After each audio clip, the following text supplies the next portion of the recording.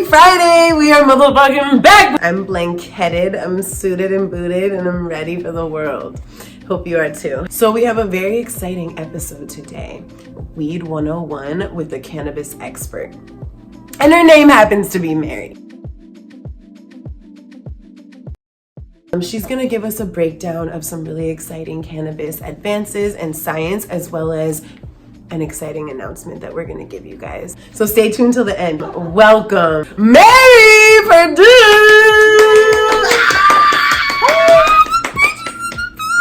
Hello. It's so good to see you. I'm excited to be here. What do you do in the cannabis industry? What makes you such an expert? I do a little bit of everything. I'm director of brand development for a company called Grassroots Brands, and I do anything and everything that has to do with growing our brands, growing other brands. I'm doing formulation sciences and hopefully developing some awesome pharmaceuticals with cannabis down the road. This is Weed 101, so we want to just talk a little bit about the state of the industry right now. What policies should we look out for, or how is this legalization affecting people on all levels of the market, like growers? Prop 64 was not the best thing for the cannabis market. It put a lot of rules and regulations that weren't there before in the Prop 215 market.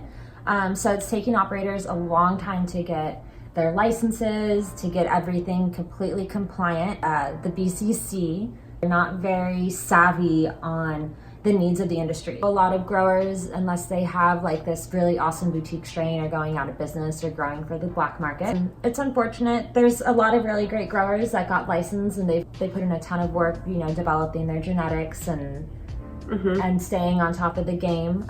There's some growers that are doing growing contracts. There's some that are moving out of state or, you know, doing their own facilities. So it's kind of up in the air right now, to be honest. It's been like a huge rat race to the top.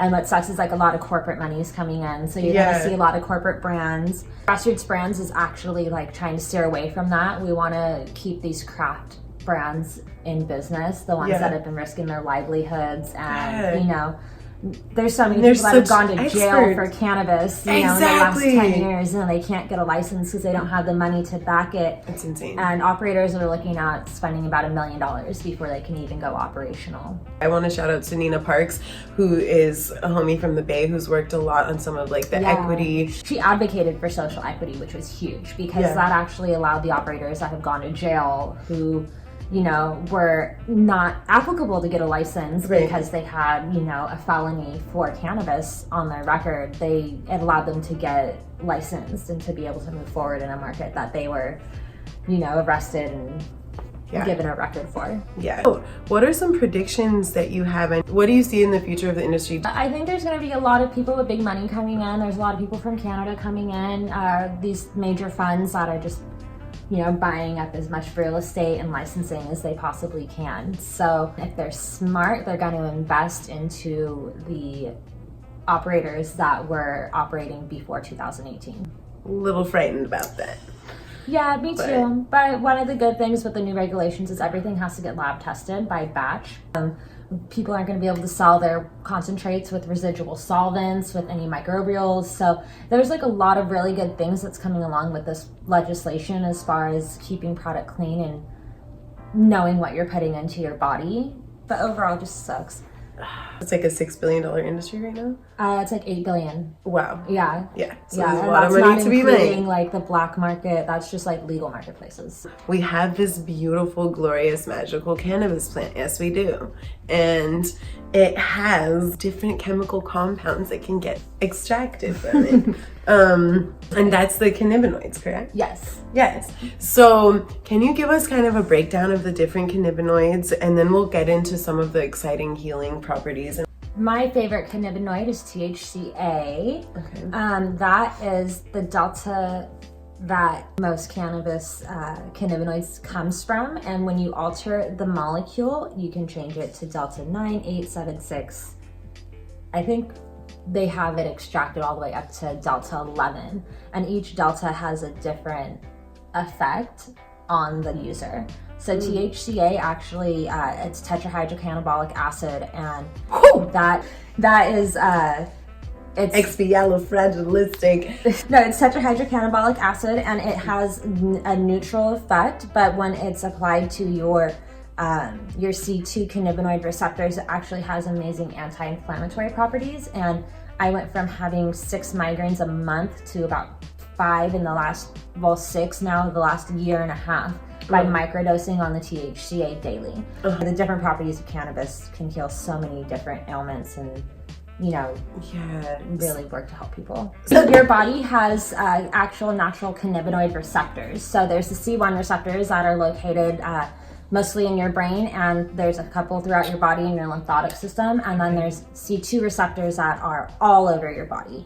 So the cannabinoids that start with THC, whether it's A, L, V, delta 8, delta 6, those all affect your C1 cannabinoid receptor in your brain, and they tend to have some psychoactive effect on you, like smoking delta 9. That's regular weed. That's regular? Yeah, it's delta 9. Yeah. So delta 8's a really great cannabinoid. They're actually using that one in a number of studies with anxiety. It has a very quick calming effect in some users. They're also using it to treat Alzheimer's and dementia. It does something to the protein breakdown that causes Alzheimer's. It starts to affect it, and I don't know if it actually reverses it or not. There is not a lot of research done on cannabis stateside, so we can't make pharmaceutical claims, but these are the studies that are happening. But delta 8, just for the anxiety part, you feel like you took a Xanax, but you're not, woozy, and your hand-eye coordination's still there. CBN's really great too. That one helps people sleep. And that one can actually be done in topical form. We need to start getting the FDA to back these individual cannabinoids. What about CBD? CBD is amazing. It has so many different properties. It's non-psychoactive.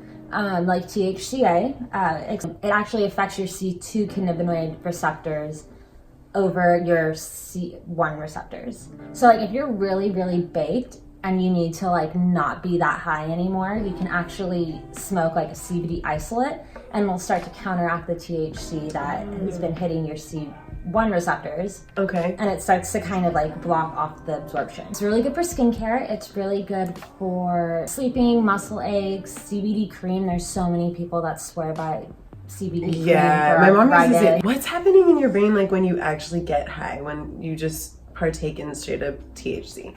So when you smoke THC, it binds to your CB1 receptor, and it creates a protein synthesis in your brain that causes a chain reaction that causes you to get high. What else can cannabis cure? What do you predict that it can cure? I'm developing some cancer drugs with cannabis. I can't really talk too much about them because it's a proprietary blend, and the delivery is very specific.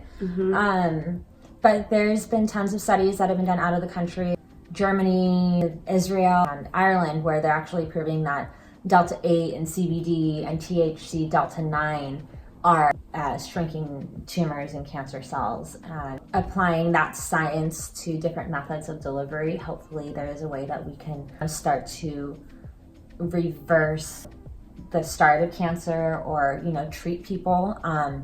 Sis, you're gonna make me cry. You're gonna help cure cancer. I hope. I don't know. Oh my God. We have to see, but that's why we need the FDA to start backing cannabis and stop being dicks. Well, it's corporate greed from the pharmaceutical industries. Hemp just got decriminalized in the Farmstead Act that was signed a couple weeks ago. Oh. So it actually trumps the DEA and the Department of Agriculture's ban that they have on CBD. THC is being used for diabetic treatments too. So it's not just aches and pains and stuff like that. It's actually biological processes that happen in your body with different isolated cannabinoids. They can actually improve functions of different organs and stuff like that, hopefully. So cool. We need so much more research. Yes. Here's a fun one. What is one of your favorite things to smoke right now? Blends. gotta be. Yeah, girl. I like to smoke wax too. I feel like it's the cleanest way to smoke, especially if you have some good extractors on your side. But recently I've been on that Grape Grenade by Forefather Farms and the guava fruit from Craft Cultivation.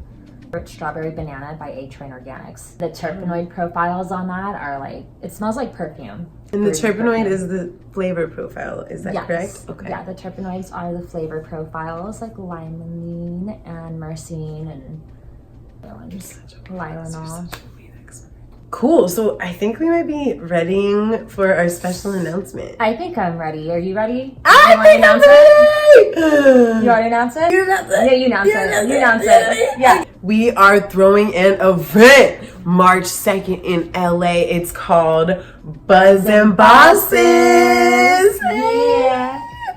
What is this event all about? So this is a CBD only event. There will be consumption on site, but we want to bring the operators and patients together. We're going to have a couple panels where we'll have different experts in the cannabis field, and we'll have CBD cocktails, some regular cocktails. It's at a dope ass location. It is. It's at the Lazarus Experience. Really amazing space in the Fashion District in LA. But please follow the Instagram at Buds and Bosses.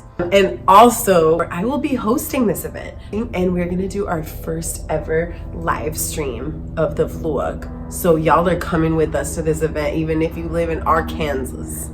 So yeah, 5 p.m. And we're gonna have tacos and shit. Tacos come with tickets. Dinners and drinks are provided with your ticket price, and tickets on Event High. If you want to vend, you can also purchase a vendor ticket on Event High as well.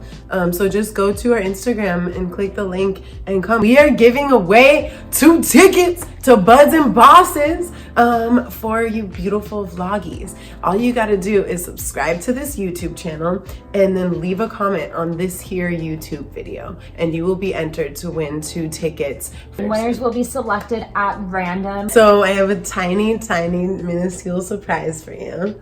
What did you, because you know I'm obsessed with sauce. So what's your favorite kind of sauce? Sriracha. Well, I have 1 drop of sriracha for you.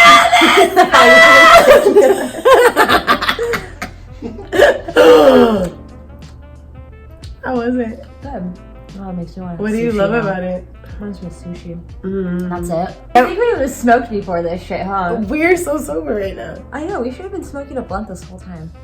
Stoners forgetting to smoke, of course. Thank you for watching. And hit the thumbs up button and hit subscribe, please.